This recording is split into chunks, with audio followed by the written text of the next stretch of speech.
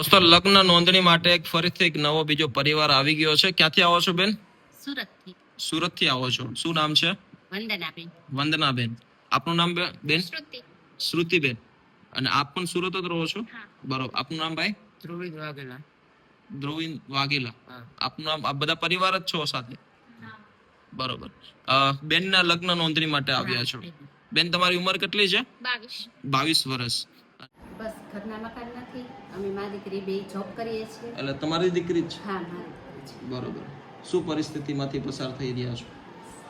ઘણી મુશ્કેલીઓ તો પસારમાં કર્યા જ હોય. જાતે મહેનત કરી, છોકરાઓને ભણાવ્યા. બાબુ મારો નવું ભણે છે. બરોબર.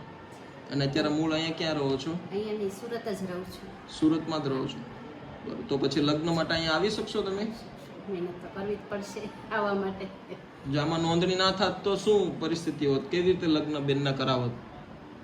બસ ગમે ત્યાં સમૂહ લગ્નમાં જોડાવાનું હતું તો એ માટે જ કરે. ગાયત્રી મેરેજ કરે.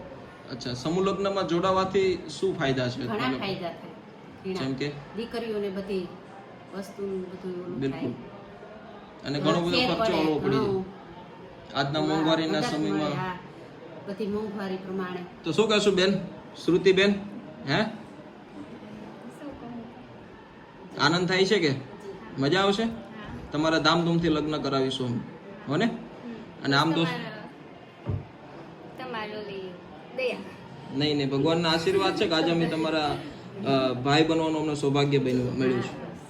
Thank you. દોસ્તો આજે શ્રુતિબેન, આમ જો કે લગ્ન નોંધણી તો આપણા જવતલિયા લગ્ન છે એટલા માટે શ્રુતિબેનની જેમ ઘણા બધા બહેનોએ પોતાના નામ લખાવ્યા છે અને અવિરત નામ લખાવવાનું શરૂ જ છે. તો આજે બેન પોતે સુરતથી સ્પેશિયલ પોતાની દીકરીનું નામ લખાવવા માટે આવ્યા છે.